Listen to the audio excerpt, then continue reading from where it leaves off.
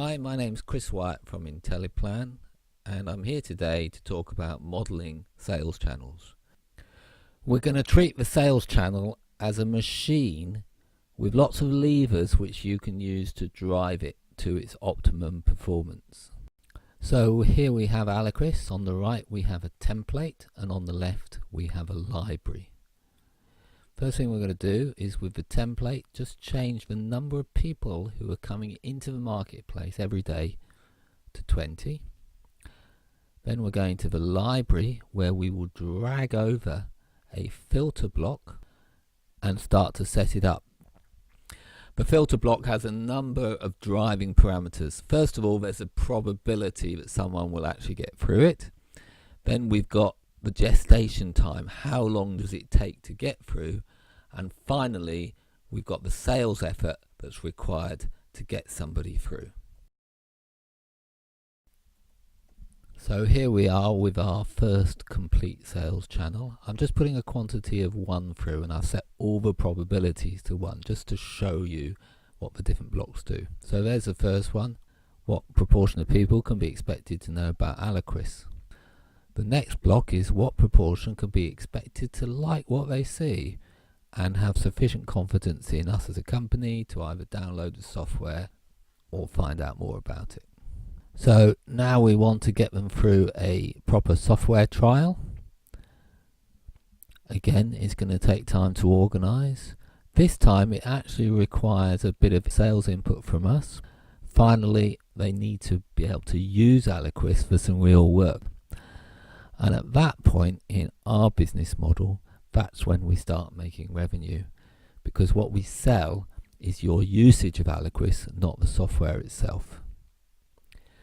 Finally, when they finish using it for the first time, they're going to go to another filter, which is basically, are they going to use it again? Obviously, because of the way we're selling the software, this is really important to us.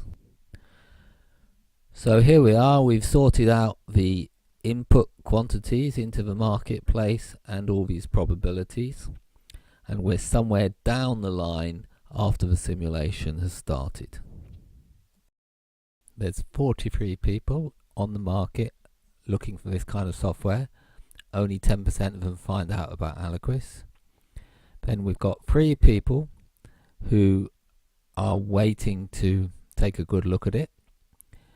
We've got another 3 people who like what they see and are looking at doing a proper software evaluation.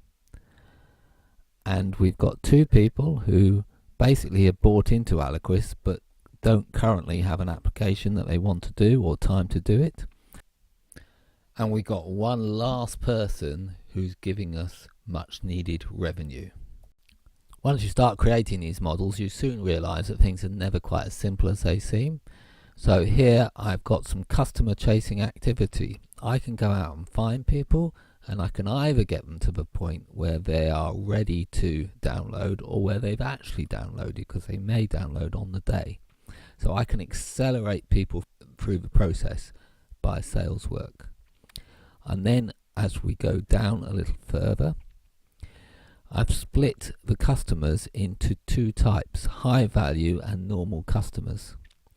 High value customers are corporates, and if I can sell to them, I will actually gain a lot more work done with Aliquis.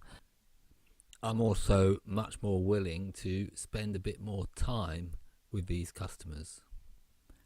Furthermore, if we scroll down to the bottom of the model, we're actually generating recommendations from usage, and this actually loops back up to the top. So what we've also done on this model is get some results out of it. So we've got year on year, the margin on activities, the cost of our sales, the gross profit, and then we've also looked at the resource required for consultants and salespeople. Finally, we can print off graphs of the value of our sales work to the business over time, and there they are. I'm sure you've all heard the phrase rubbish in, rubbish out. And that's certainly true of this case, because of the 40 or so parameters that are driving this model, I think I'm pretty unsure about 39 of them. That said, it doesn't invalidate the whole process. By building the model, I've started to understand how I get sales. I've also clearly identified what the levers are to improve that process, and I'm sure that my sales performance will improve already from what I've had. Our normal practice is to color code all the parameters that we're not sure about. So when I look at this model, first of all, I know that I can't be really sure about the results, and secondly, I know what data I need to collect to understand my process more fully. That said, there's still some useful things that we can do with a model that's in this state. So this value here represents the percentage of people coming into the market who know about Aliquis. Now, I don't know how important that is, but I can conduct an experiment. I'm estimating it to be anything between 10 and 30%. So basically, I try lots of different numbers between 10 and 30%, solve the system, and get a result for total added value after 5 years. Here's a graph of the result. As you can see, there's lots of scatter due to the inherent variation in the system, but the upward trend is clearly discernible. In fact, 5% improvement in this parameter yields about £50,000 over 5 years. If we do that exercise on all the key variables in the system, and there's about 30 of them, we come to understand what it's really important to gather data on and ultimately control, and we can get the best out of our system running into the future. Now, you might be a little bit further down the road with the data around your sales pipeline. If you are, you might end up with a model that looks green like this one. So let's suppose that you had a 10% awareness rate of your product, and a marketer came up to you and said, if you spend £30,000, we can get that up to 30%. Moreover, we can get a 50% increase of people entering the market. Would you like to spend the money? Now, obviously, you might take those claims with a pinch of salt, but if you believe them, it's useful to model the effect of this marketing program on your overall profitability. So here's two families of curve, one with the marketing program, one without. The one with the marketing program has a higher initial outlay, which might interest you if you're someone like me and starting a new business off. It also succeeds in getting a much better long-term profitability. This is a brief introduction to sales pipeline modeling using Aliquis.